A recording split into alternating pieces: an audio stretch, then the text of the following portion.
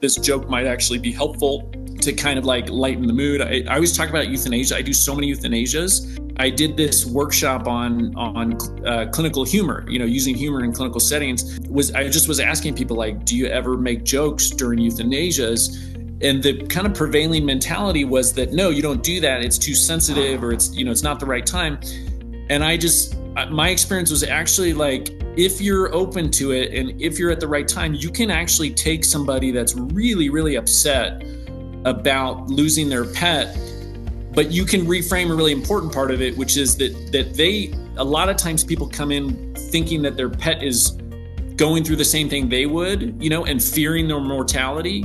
And I always sort of talk about, like, this is really not what the animals they live in the moment. That's their job, is to be happy. We're doing this because they're not happy. And then I a lot of times I'll drop in this joke, that the pet is not worried that they're never going to get to see Paris or something like that. And I would say, like, if I'm reading the client right and the moment is right and I deliver that, I would say, like, I get like 90% of the time genuine laughter from people.